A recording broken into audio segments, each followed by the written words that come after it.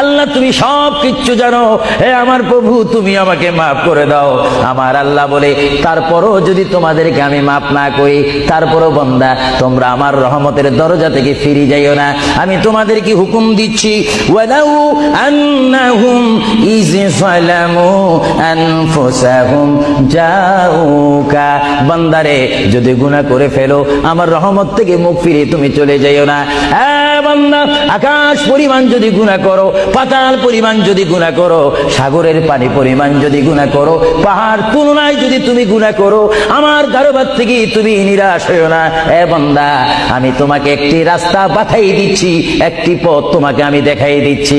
সেই পথটি কোন পথ তোমরা জানো?